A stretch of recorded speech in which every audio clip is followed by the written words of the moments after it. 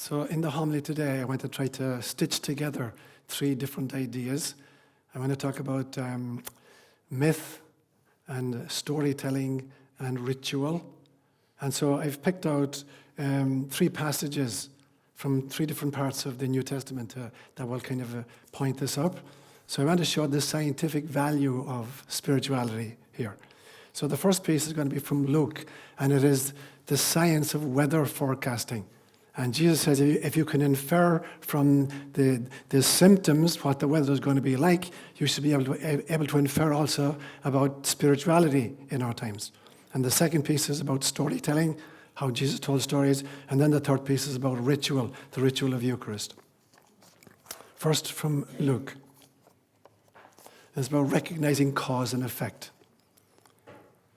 And he said to the crowds, when you see a cloud rising in the west, immediately you say, a shower is coming, and so it turns out. And when you see a south wind blowing, you say, it'll be hot today, and it turns out that way. Now, the backstory to this is if you lived in Israel, where Jesus was living, and a wind came from the west, it was coming in over the Mediterranean, so it was going to bring rain with you. If the wind came from the south, it's coming from the Sinai desert, so it's going to be really, really hot. So Christ is saying, so if you can look at the signs of the weather and predict what's going to happen, you should be able to look at the signs of the heavens and be able to predict the spirituality. The second one then is about his storytelling abilities from Matthew chapter 13. Jesus spoke all these things to the crowds in parables. He did not say anything to them without using a parable. So was fulfilled what had been spoken through the prophet, I will open my mouth in parables, I will utter things hidden since the creation of the world. The kingdom of heaven then is like treasure hidden in a field. When a man found it, he hid it again. And then in his joy, he went and sold all that he had and bought the field. Again, the kingdom of heaven is like a merchant looking for fine pearls. When he found one of great value, he went away and sold everything he had and bought it. Once again, the kingdom of heaven is like a net that was let down into the lake and caught all kinds of fish. When it was full, the fishermen pulled it up onto the shore. Then they sat down and collected the good fish in baskets, but threw the bad away. He said to them, therefore, every teacher of the law who has become a disciple in the kingdom of heaven is like the owner of a house who brings out of his storeroom new treasures as well as old. And finally, from Paul's first letter to the Corinthians, the story of ritual of Eucharist in particular. For I received from the Lord what I passed on to you. The Lord Jesus, on the night he was betrayed, took bread, and when he had given thanks, he broke it and said, this is my body, which is given for you. Do this in remembrance of me. In the same way, after supper, he took the cup, saying, this cup is the new covenant in my blood. Do this whenever you drink it in remembrance of me. For whenever you eat this bread and drink this cup, you proclaim the Lord's death until he comes. Words inspired by God.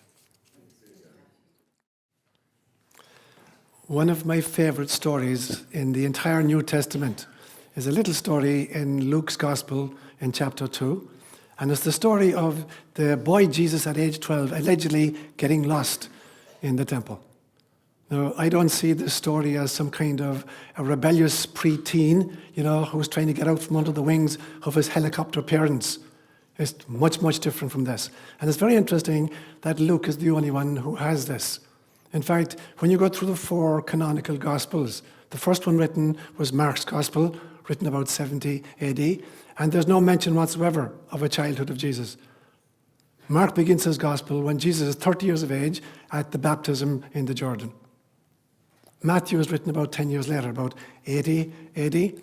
And Matthew has an annunciation scene where the angel Gabriel comes to Mary, and he's got a birth scene. But then there's a gap from, age 8 days old up to age 30. There's nothing said. John's gospel, there's even a bigger gap. John begins his gospel talking about the pre-incarnate Logos who existed before creation even existed. And then he jumps from prehistory right down to Jesus as a 30-year-old man. So the only person who fills in a little bit of the gap is Luke in chapter 2. And so there's this one isolated story. So from his birth up to age 12, there's nothing mentioned. And from age 12 to 30, there's nothing mentioned. But there's this little story at age 12 where the family go down to Jerusalem for a pilgrimage. And on the way back, Jesus decides to stay in Jerusalem. He's 12 years of age. And he's in the temple debating with the wise ones. And his parents don't discover it for a full day. So they spend 3 days looking for him. And I think about this, what does this story actually mean? It's not a little rebel teenager trying to make a point. It is that at age 12, it seems to me, that this really advanced soul, Jesus, he had, in some senses, he'd figured out what his own wisdom tradition could teach him. He was raised Jewish, and to the end of his life, he was Jewish. But he had mined Judaism for what it could teach him. And now he's interested in trying to cross-fertilize the other great wisdom traditions of the planet. And so here he is debating these guys.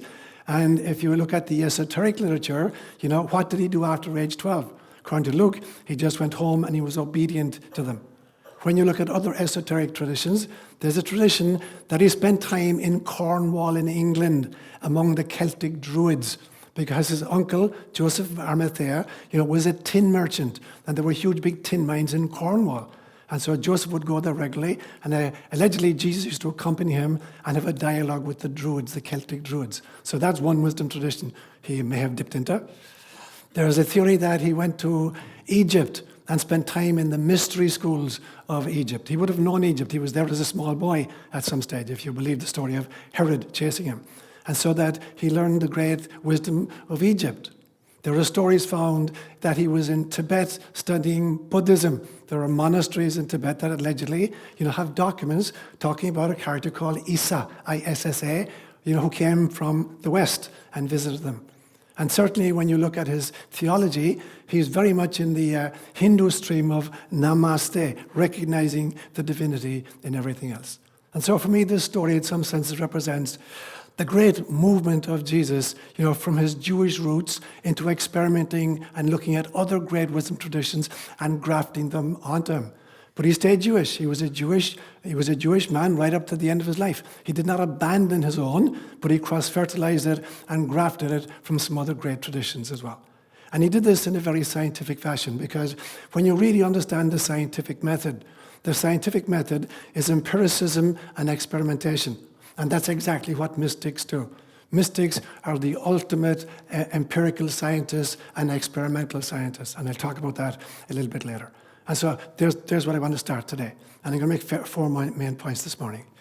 The first one, I'll just make a few introductory remarks. And then I'll go into it in a little bit more detail. I'll talk about what I will call the 4 great pillars of ancient wisdom. And then thirdly, I'm going to talk about science as a midwife to enlightenment. And then fourthly, just a few concluding remarks. So that's where I'm going today. I've said many times that I believe that mythology is the archived wisdom of a culture. That's where a culture stores its great wisdom. And then from that, storytelling then becomes the way in which this mythology, is brought to each generation to address particular issues that a current generation is experiencing. Storytelling and proverbs do that. And then finally, ritual is the way in which we connect to and we release the energy stored in the wisdom of mythology. So the 3 of them go together. One of them is a storage. So if I were to use a food example, it would be like mythology is the pantry, or the fridge in which you store your food. Storytelling is cooking the food. And ritual is eating the food. So there's no point in having a whole bunch of food in your fridge if you don't cook it. It's just taking up space. And there's no point in cooking food if you don't eat it. It's just going to be fodder for ants and flies and various kind of critters. And so you have to store it, you got to cook it, and you got to eat it. If I were to use a different kind of analogy, it would be like, so I live off the grid. PG&E is nowhere near me. So I have solar panels, and the solar panels gather energy from the sun. and I store it in 12 huge big batteries. And then I have 2 inverters that convert the DC, direct current, into alternating current that goes to my house. And then I hit a switch, and the light comes on. So in some senses, you could say that the sun is wisdom, ultimate wisdom. And that batteries are the way that we store this energy, so that would be the mythology. And then the inverters are the ones that convert this DC into AC, so there'll be stories and parables. And then finally, the light switch is what allows me to light up my home. And so that's what they do. You can't have one without the others, otherwise you're not getting the energy of the system. So that's my first point, introduction. So then I want to just go into more detail with these pieces. I'm going to call the second one then the 4 pillars of ancient wisdom. And there will be mythology, stories, proverbs, and ritual in that order. So what is myth, and what's the difference between myth and stories? So myth is very, very frequently misunderstood by modern people. We think that myth is simply kind of naive stories told by gullible natives who don't understand science. That is not mythology. Mythology is the archived wisdom of every single culture. And mythology is much bigger than individual stories. Mythology is to stories as a kind of a gold mine is to the particular nuggets that are extracted from the gold mine. So individual nuggets are the stories, but the gold mine is mythology itself. And so all cultures have great myths. There's great founding myths. So there's the myth of Moses. There's the myth of Jesus. There's the myth of the founding fathers. And when I use myth, I don't mean either that it's historically accurate or that it's made up. It's very, very different. It's there to inspire and to create. It's not just a record of facts or data. And so mythology then is this great gold mine that we keep trying to get nuggets of gold from occasionally through our stories. So that for me would be mythology. Stories then are the ways in which we kind of mine that, at various stages of our life in order to address current issues for a particular generation. And every group then digs into the mine of the myth in order to create individual stories. So in Ireland, a great mythology is what's called the Red Branch Cycle, the stories of Cuchulainn and the heroes of Ulster. There's another great myth, the myth of the Fianna, Fionn McCool. So then there'd be individual stories that you pluck from these mythologies. So there's a great story, for instance, about how Cuchulainn got his name. And there's a great story about how Fionn McCool developed his wisdom. There are stories about the birth of Moses, coming out of the myth of Moses. There are stories about the miracles of Jesus, just as we heard here today, coming from the myth of Jesus. There are stories about, the founding fathers, the myth of our founding fathers. There are particular stories about, how George Washington led the Revolutionary War. So they'd be plucked out of the mythology itself. So these stories become really, really important in order to motivate us and give us the energy. Proverbs do the same thing, but, mythology is a huge cache of material. Not everybody is a storyteller. Everybody loves a story, but not everybody can be a storyteller. But everybody can learn Proverbs. Any of us can learn Proverbs. Proverbs are like the one-liners, the original bumper stickers were Proverbs. And we all learned them growing up. And every single culture has its Proverbs. So for instance, in Irish we say, Ní léon tínn mod a hínn féin. There is no fireside like your own fireside. Or in English we say stuff like, look before you leap. Be careful. In Latin we say, nemo dat quod non habet. Nobody can give what they do not possess. In, Swahili, we say, jogo likiwika lisiwika kutakucha. Whether or not the rooster crows, dawn will break. It's not dependent upon the rooster to kind of wake up the sun. In Kipsigis, we have a proverb that says, Ndasamas moriate koboganabo, which literally means, even though the rat is dirty, he belongs to the household. In other words, if there's a black sheep in the family, he's still a family member. You've got to look out for it. And so all of these, everyone look at this great beauty that's in each one of them. These little one-liners that every one of us can learn. In Yiddish, there's a great proverb that says, "Ein Mensch tracht und God lacht." When people plan, God laughs. So every single group has the great proverbs. And then we all have our rituals. Every system has its rituals.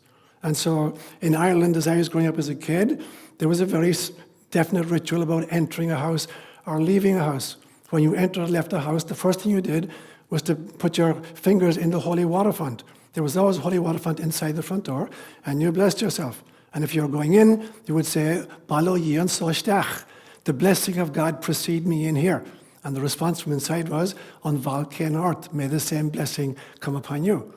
When women were baking bread, there was a whole ritual. And the last part of the ritual, when it was ready to go into the oven, they would cut a cross on it and then put it into the oven. So there's all these great rituals. There's the great rituals of Roman Catholicism, the 7 sacraments, each, for an appropriate stage of the human life, and the Eucharist, the one we're celebrating today. You go to Judaism, and you have the ritual of Passover, and you have the ritual of Shavuot, where you build little booths, to represent the time spent in the desert. You go into Hinduism, and you've got Puja, and Diwali, the Festival of Light. You go, Buddhism has its, great rituals. Islam has its rituals, prayer 5 times a day, or Ramadan. Native American Indian people have their rituals, the peace pipe or the sacred circle. So every group has ritual, because ritual is the way in which we connect up to the energy told by the stories, drawing from the mythology. That's the lineage. There's no energy available unless we ritualize the behavior. And ritual has to do not just with religious belief systems. In the secular world, we're filled with rituals as well. And so, I take, for instance, like the Super Bowl. There's a liturgy to the Super Bowl. It's a very specific kind of liturgy. In the Super Bowl, there's a particular kind of ball. You're not going to use a soccer ball in the Super Bowl. It's a very definite kind of a ball that you use. And there are particular kinds of outfits. You're not going to, play in the Super Bowl in a tennis outfit. There's a very definite kind of outfit you have to wear. And there are very definite rules. The rules of in the NFL are very, very different from the rules of ice hockey. Whereas Susie, very different, very, very different rules. There's different music. There's partisan chants. Each team, shouting their own kind of stuff. There's the presentation of a trophy at the end of it. There are speeches at the end of it. So almost every human activity is ritualized in some way. So we step through the 4 pieces, from mythology to storytelling to proverbs to ritual, in order to engage with the underlying energy of the wisdom tradition of our culture. My third point then, I want to talk about science as a midwife to enlightenment. And the first thing to realize is that science itself is a myth. And by myth, again, I'm not deriding it, I'm saying, there's a wisdom there. And the wisdom of science is the belief system that the natural world can be understood through observation and experimentation. It's a very valid myth, but we have to realize it is a myth. And we have to realize as well that the scientific endeavor is a religious exercise, very, very definitely. When you look at it side by side with what happens in the church, there's a very definite ritual to science, the particular protocol you're going to follow in the laboratory. There are very definite sacred vestments, the white lab coat that the scientist is going to wear. There are sacred instruments, instead of chalices, and patens, there's going to be a microscope and a telescope and a linear accelerator. There's a hierarchy in science as well. There are the saints, the Nobel Prize winners. There are sacred scriptures for science, and these are the published peer-reviewed papers. There's even excommunication in science, whereas sometimes people who have, thinking outside the box, they can't get tenure, or they can't get publishing, or they can't get any money for their projects whatsoever. So you look at religion, and you can tick off all the boxes with science. Science is definitely its own kind of religion, which is not a bad thing necessarily, until it becomes dogmatic, just like religion. And then you get people like Max Planck saying that science develops one funeral at a time. That sometimes the old scientists have to die off before newer guys will embrace newer kinds of ideas. So it is a religion in some senses. But there's a very beautiful methodology to science, whether you're talking about physicists, particle physicists, you're talking about geologists, or there's a very definite trajectory to the scientific model. And it goes through the following stages, it seems to me. The first one always is observation. Whatever field of study you're in, the first stage is you have to observe. The second one is you think you begin to identify patterns in your data. The third stage is you then come up with a hypothesis to explain the putative pattern. You've got a hypothesis. Now you've got to test your hypothesis. You've got to do some kind of an experiment to find out whether it's true or false. If it proves to be true, it could be just a statistical aberration, so you have to make sure it's replicated in somebody else's laboratory. Stage 5 is replication of the experiment. If the others get the same result that you do, now you've established a scientific principle in the field. After a lot of experimentation, you have established a whole bunch of principles, and now you have a scientific model of the field. But inevitably, over time, new anomalous data will present themselves. And now we're going to have to tweak the old model to accommodate the new data. And sometimes it's bulging at the seams to accommodate new anomalous data.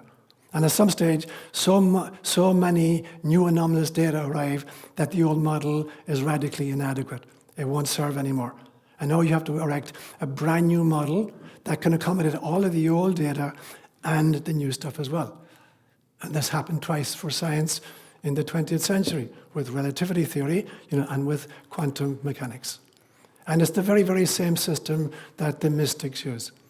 You listen and you read the stuff of the mystics, they go through exactly the same stages. The first one always is observation of the reality in which they find themselves. The second one is they begin to see patterns in their observations. Thirdly, they begin to formulate a hypothesis to account for the pattern. Then they do experiments with it. You try meditating and see what happens. Try a different mantra and see what occurs there. If you get a result that you think is in agreement with your hypothesis, you ask another mystic, how is it for you? When you meditate or whatever you do, or you pray, or you say mass, whatever, what experience do you have? If it's the same kind of experience, you've established a principle here. After a while, you created a spiritual model. But if you're really serious about it, inevitably there will be new data present themselves where you need to tweak your own cosmologies. And if you haven't changed your cosmology or tweaked your spirituality over the course of your life, you're not really growing, you're just stagnating.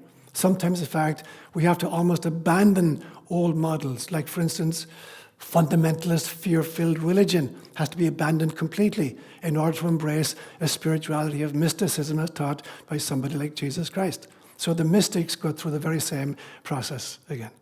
Now, when you look at this scientific method then, you see that with relativity theory and quantum mechanics, for me, were two extraordinary breakthroughs, not just in science, but in reality and in spirituality as well. Maybe the two most important breakthroughs, spiritually speaking, for me, in the 20th century, scientifically speaking, would have been relativity theory and quantum mechanics. There's a third one waiting to be born, the third great shift, scientific shift, waiting to be born. And it's on the verges, where it's in the third trimester, as far as I'm concerned. And so when you begin to read a lot of great modern scientists, and in fact, when you go back to the greats of quantum mechanical theory, like Max Planck and Erwin Schroedinger, or Niels Bohr, or John Wheeler, you begin to see that they're talking about this notion of the primacy of consciousness. And science will not go forward unless it embraces this reality and founds itself here. Now, this is something that the mystics have been saying for millennia. But science is arriving at that place now. Science is beginning to realize that consciousness is the basis of everything else. Matter arises from consciousness. It's not the other way around. The idea that the mind is simply an epiphenomenon of neuronal activity, that's passé at this stage. And the mystics knew that from the beginning, that consciousness is the foundation of everything. And so in some senses, science is beginning to birth this new reality for us. Now, in the past, when this has been birthed, when great mystics have talked about the primacy of consciousness rather than individual dogma, the baby, the Christ child they tried to give birth to, very, very often was killed. Society couldn't accept it. The neighbors ran it out of town. And for me, that's the great meaning of the story of Moses' birth and of Jesus' birth. When Moses allegedly was born, the Pharaoh was trying to kill him. In fact, tried to kill all male Hebrew children. What does that mean? For me, it means that the old paradigm is threatened by a new kind of a spirituality, and it either tries to kill it or run it out of town. When Jesus is born, the same thing happens with Herod. Herod is trying to kill the child, so he has to flee into Egypt. Again, the old paradigm cannot live with the new understanding. And so these two stories for me represent, they're the myth and they're the stories that tell us about the movement, the evolution of spirituality and of science itself. Now, the irony for me is this, that it is science that is attempting to give birth to the Christ child in our times. The ball has been dropped by religions, it's been dropped by theologians, it's been dropped by philosophers.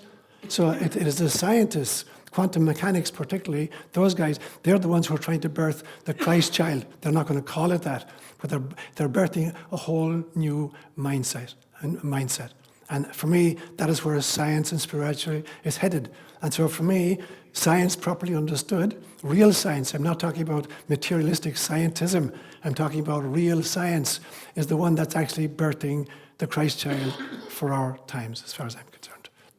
So my concluding remarks then, it really feels to me as if, when I look around me, I see that all cultures actually are founded on mythology, whether they realize it or not. All cultures use storytelling, whether they know they're doing it or not. All cultures use rituals, whether they realize it or not. And in fact, the easiest way to destroy a culture is not to go in with armies, and bombs. It is to destroy their mythology, to destroy their stories, to destroy their ritual.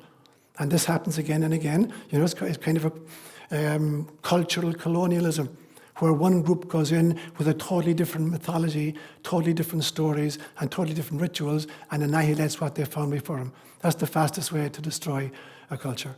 In fact, it's the fastest way for a culture to destroy itself, by abandoning its mythology, by abandoning its storytelling, and by abandoning its ritual, and replacing them with, a demythologized world, bereft of stories and without ritual. That's the easiest way for any culture to actually implode, even in the absence of outside enemies. So we have to be really, really careful when we look around us, what is happening to our mythology as human beings, whether we call ourselves Catholics or Christians or Hindus or Buddhists, whatever. What is happening to our mythology? And what stories are we telling ourselves at this stage? And what rituals are we engaging in? Because there's always a mythology. There are always stories. And there's always ritual. We don't recognize them as such, but they're there. And so what I see in our times is the effort to try to control the narrative. If you can write the history books, you now control the present. And if you control the present through propaganda, you can create the future. So it becomes really, really important what mythology we espouse, what stories we tell ourselves, and what rituals we engage in. And any group which is attempting to control the narrative is really dangerous. I see this happening in our country in partisan party politics. I see it happening in the mass media, in fake news. I see it happening with the Monsantos and the Bayers of the world. I see it happening with Big Pharma. I see it happening when stuff gets institutionalized. I see it happening even in academia. For a lot of postmodern academia, I can only describe it as a kind of autoeroticism. They're not dealing with real stuff anymore, and they're killing the spirit of the world and of America. It is maybe the shamans of the world. It is maybe the third world countries with their native spiritualities, and maybe the Celts, or the Buddhists in Tibet, or South American shamans who are keeping that old mythology of life. In the 20th century, we lost 2,000 languages. There were 7,000 languages on planet Earth by 1900. There were only 5,000 left by the year 2000, which means that not only have we lost 2,000 languages, we've lost 2,000 cultures, we've lost 2,000 mythologies, we've lost hundreds of thousands of stories, and we've lost hundreds of thousands of rituals. And what are we replacing them with? Are we replacing them with a narrative in which, secular values totally dominate our lives, where we sit in front of a box with surfing the internet, being bombarded with the bilge that people think is nightly news, when it's actually just propaganda? It becomes very important. My mother used to say, I don't know if you use this proverb here, she used to say, the one who pays the piper calls the tune. Do you have that here? Yeah? The one who pays the piper calls the tune. And so what happens when somebody owns the piper and has total control over all the music that's going to be played? I sometimes feel like our world is like a little elevator stuck between two floors, being bombarded with this cacophony music. Yeah? About time for us to step out of the elevator, to break out of the box, to paint outside the lines. We need a new kind of a mythology. We need different kinds of stories, and we need, different kinds of ritual. And they have to borrow from the great traditions from which we come. It has to be a mythology and stories that unite us as a planet, not divide us. That does not mean a one world government. When you marry somebody, the beauty of the marriage is that there are two personalities living together, helping each other. You're not going to blend the two of them into one being. When you're a member of a family of parents and 5 kids, it's not expected that everybody in the family will have exactly the same personality. You want differences, but you want to be able to live with the differences and cross-fertilize from the differences. And the same thing is true of our planet. At the moment, we've got 5,000 languages and cultures alive. All of these need to cross-fertilize with each other. We don't need to obliterate them or put them in a blender and come out with this homogeneous goo. We do not want that. We need people to be able to live together, to be able to share their stories together, to be able to cross-fertilize their stories together, but to create a meta-myth, to create meta-stories, and to create meta-rituals that unite us with our mother, Gaia, herself. So it's the third Sunday, so we have discussion, question and answers. Karenina. That was fascinating. Thank you. So in the past couple of days, a law was passed in the state of Ohio that specifies that students in schools or universities will not be penalized for false information if they say that it's based on their religious beliefs. It's exactly what you're talking about. There's a change. And when you couple it with religion, which has the notion of eternity, it's pretty potent. Okay, so I hadn't heard about that law in the past, but I certainly have had significant concerns about the education our children are being subjected to at this stage. Even the fact of taking prayer out of school, you can do anything else in school, but you can't pray, you can't meditate, and so you can't infuse any kinds of spirituality into the education of the kids. And I think there's a kind of a postmodernist agenda. I think academia is doing a terribly bad job, but at every level, primary, secondary, and tertiary education, it's been totally demythologized. So much of the value, and the vibrancy has been taken out of it to give a kind of a one-size-fits-all kind of model. So for me, I'm seriously concerned about what education is doing to our kids, what the media are doing, what Big Pharma is doing, what agriculture is doing. So we need to take the reins in our own hands at this stage. There needs to be somebody able to stand up and say, this is not good for our kids, it's not good for our society, and it's not good for our world. Yeah. Sharon.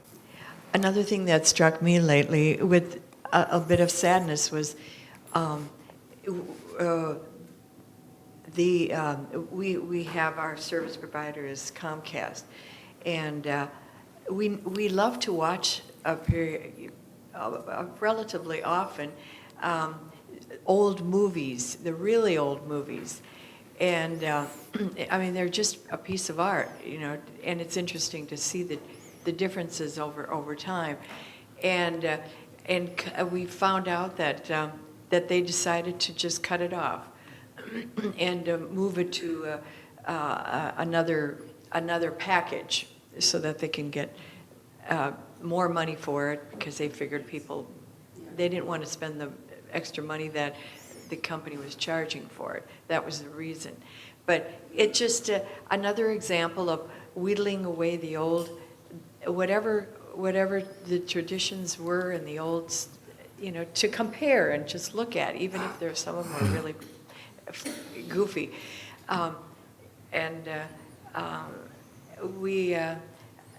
We have to rebuild something and keep, build new, as you said, build new mythologies and stories and whatnot, rituals. It's a great point, Seán. So, this is the double-edged sword of progress and technology. For instance, the invention of the internet led to extraordinary freedoms, that people were shared to upload information, to promote their viewpoints and their insights and whatever. At the same time, when you have that kind of technology, it's very, very easy for some moguls to take control of it, like at Facebook or at Twitter or at Google or whatever, and then very selectively, shut down what they're not in favor of, and present a kind of an authoritarian kind of agenda. We've struggled with this since human beings invented, the wheel. Every technology has its downside. We invented fire about 800,000 years ago.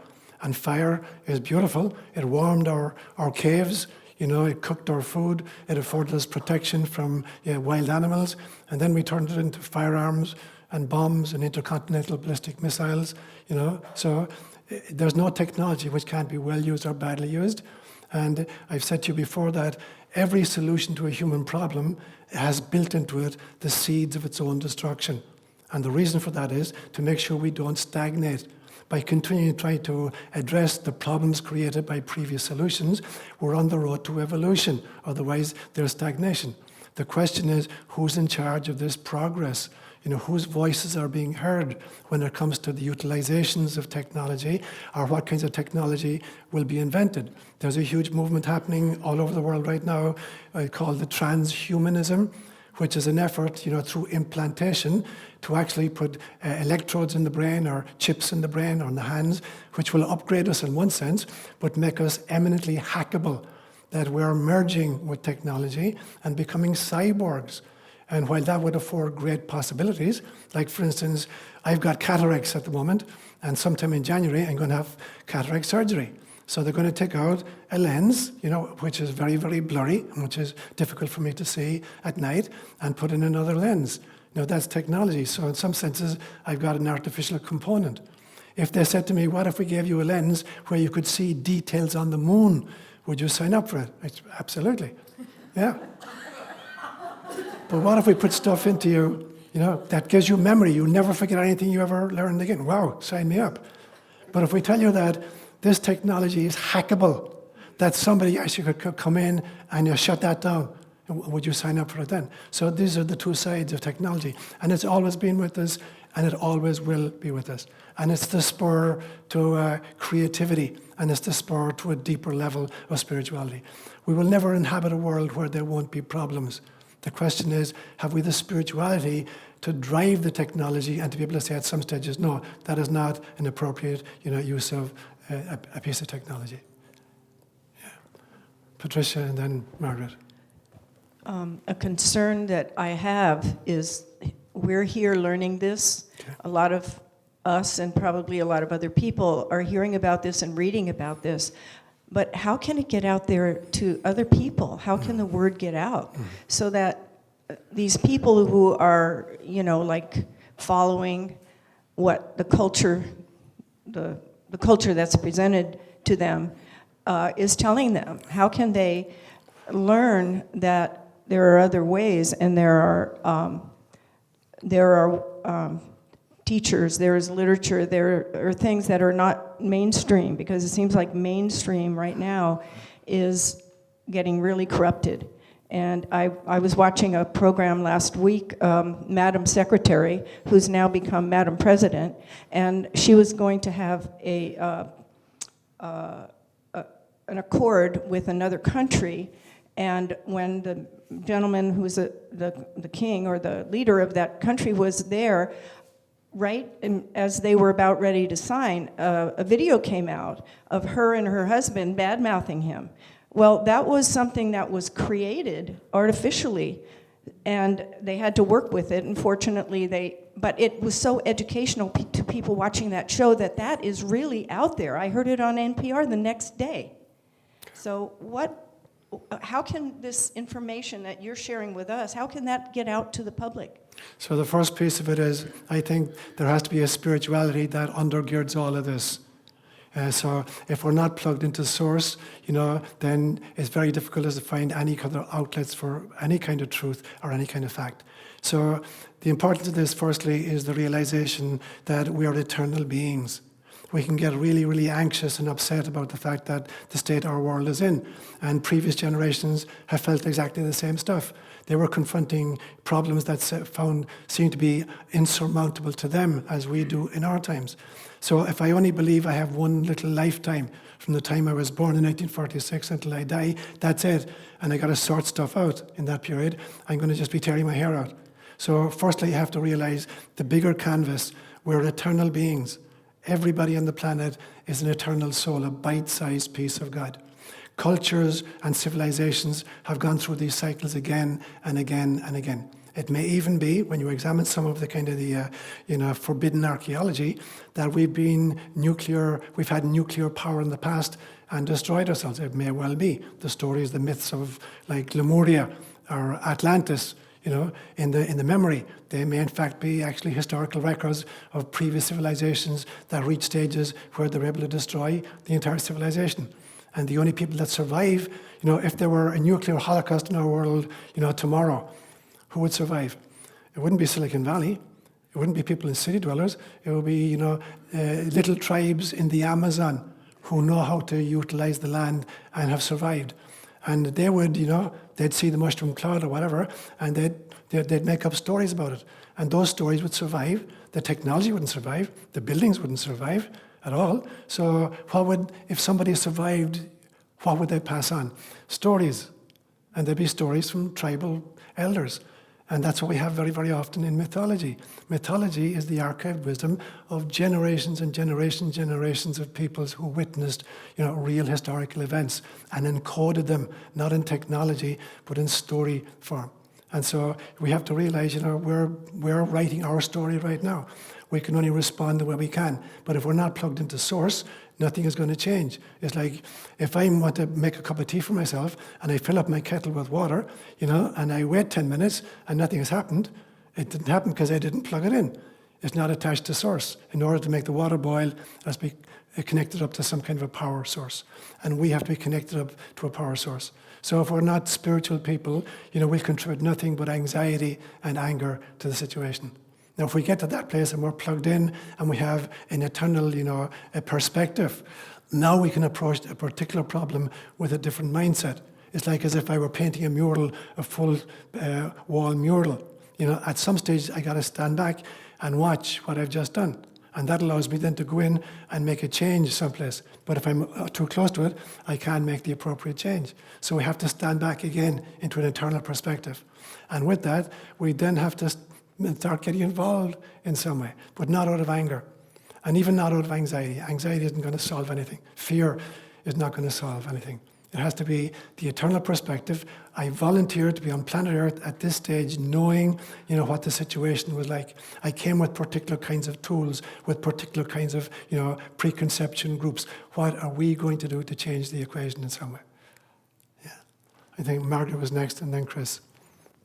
Well, this is another specific issue, artificial intelligence and the data that's being put in that is really a compilation of all, a lot of, especially minorities and women have problems with the way society looks at them. And then, so this artificial intelligence is using that data to create new things, which probably aren't too terrific. But then I was thinking, well, what do we do? And I mean, as parents and grandparents and friends and so on, we talk about it and become aware of it. And it's a little bit like your idea of community. I mean, the community is sort of the communication organ. And it isn't, sort of like a Jerry Springer show or a cable news thing.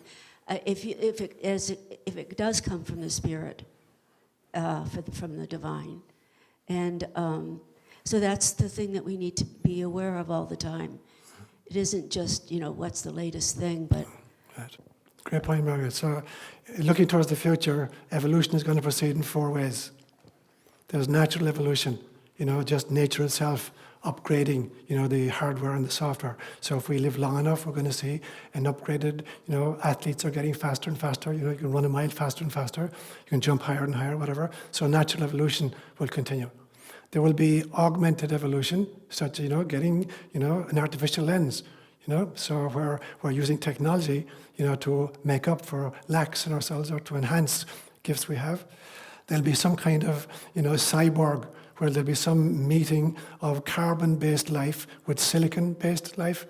So literally, that we'll have abilities such that, we can compute like a quantum computer can compute. So that's the third wave, some kind of a melding of carbon-based life with silicon-based life. And the fourth one will be pure artificial intelligent robots which were created with extraordinary capacities. Those 4 streams are in progress right now. The question is, who's directing that kind of research? And at the moment, it's in the hands of big companies like Google. Yeah? Do you want Google creating the future for planet? They're doing it right now.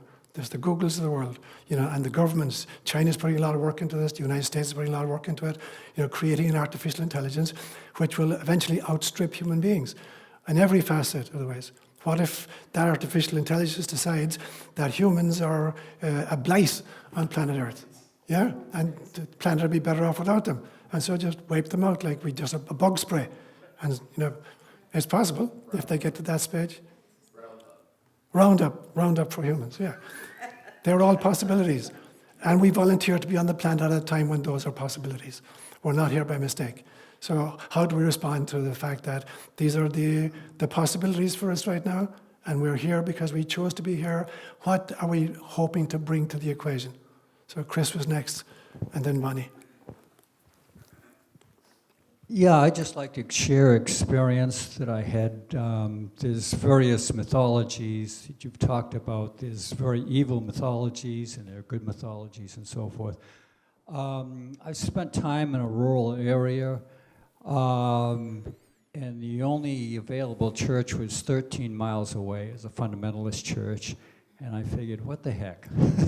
So I went to about 10 or 12 of those services, and those people believe, just about every one of them, that if you do not accept Jesus as your Savior, you will burn in hell, not for a year, not for 10 years, but forever.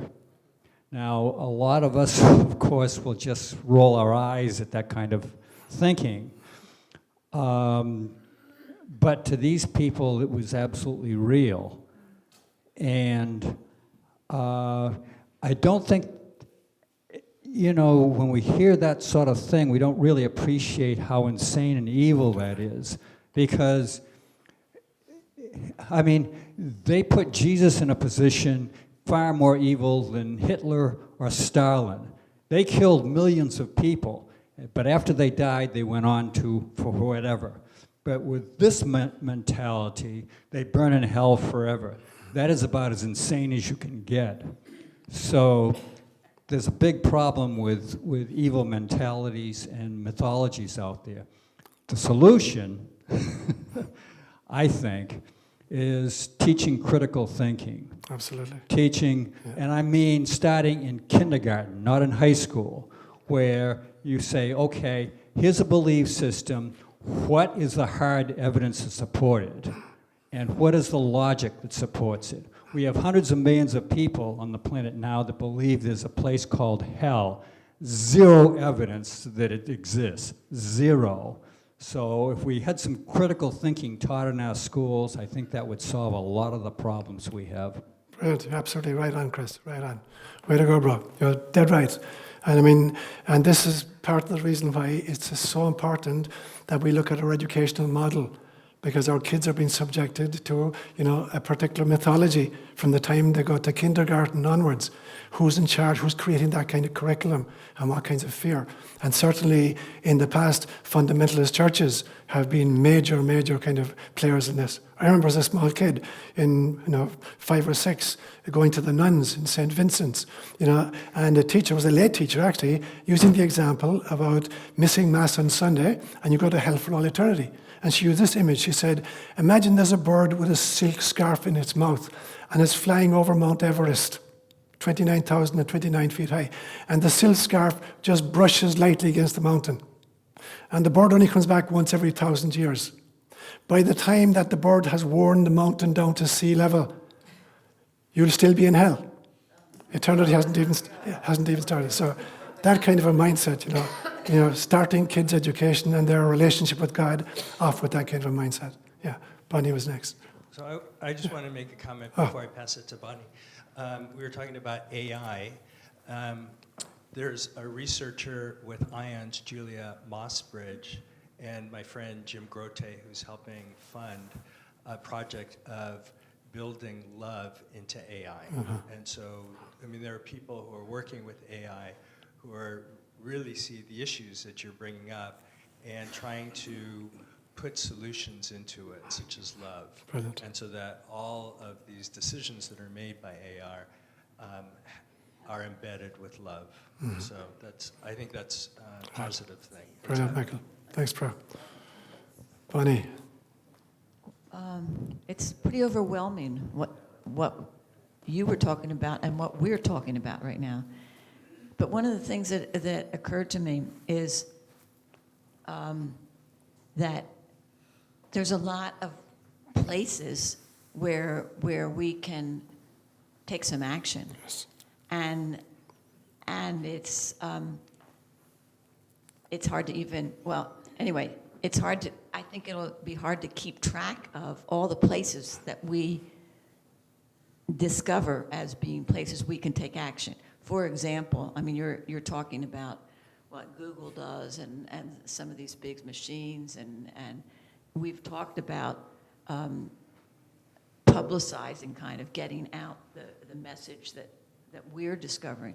One thing that occurred to me was that, we know that Google limits what comes to us when we do a Google search, because we know that various, and this happens in other areas too, but they take the information that we do searches for and limit the, quote, algorithm of what we're going to get when we do a search. But the thing is that we, just like you saying yes to your cataract surgery, we're saying yes to it, and even though we know there's a danger there, we're saying yes to it. So then the question occurs to me, how can I not say yes to it? How can I take a stand there?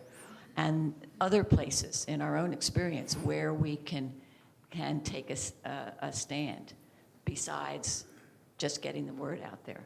Yeah, you're absolutely right, Bonnie. So, and this is why we chose to be here now. So none of us has the solution, but as a community, as a world community, we're going to come up with a solution. And that solution will temporarily ameliorate the circumstances, but built into it will be the seed of its own undoing, because that's how evolution proceeds. Otherwise, we just stagnate. We think we got heaven on earth, and we don't want any more changes. There will always be changes on planet Earth. And so there's this, this tug of war between being a Luddite and not embracing any kind of technology on the one hand, and being just this naive person presuming that they know better than I do, so whatever they're asking, I'll give them that kind of information. So as Chris is saying, some kind of critical thinking being exercised, for every new technology that we're being offered. What are the pros and what are the cons of this? And what can we do as a community, even this little community here? What can we do? We're one small little group. And the first important thing is we're a community. We're not individual people, and as a group of 50 or 60 people, we have a power that individuals among us don't have. And so forming community is really, really important, and the realization that we're eternal beings. No matter what happens in the short term of a particular incarnation, the overall trajectory was a journey that started in God's womb and will end at God's heart. And we have to hold that to make sure that we're not operating out of fear or anger or anxiety. Diana. So, illustrating the whole power of people thinking about issues as a community and coming up with it, I just wanted to share something that I became aware of just in this last week.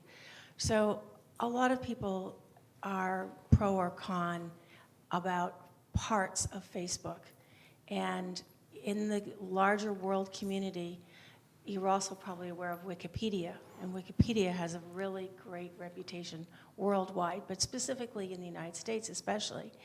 Well, the founder of Wikipedia has now addressed the issue of Facebook, and he has created a alternative to Facebook, which is just coming out. I was trying to pull it up on my phone because I forgot the name of it.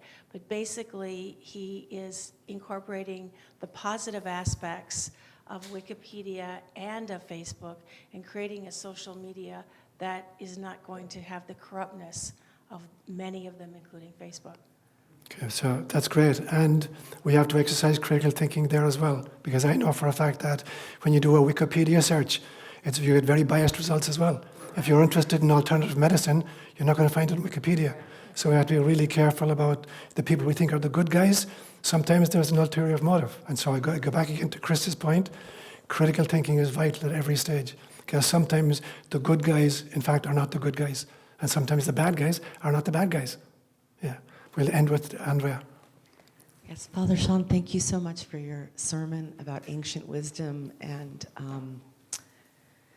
mythology and storytelling and rituals. I feel like what you presented to us is a macro view of different systems or communities, and I just want to say that I also feel like each relationship and each family also has like a set of mythology, stories, rituals. Rituals are extremely important to families and also relationships, and they're really important to me.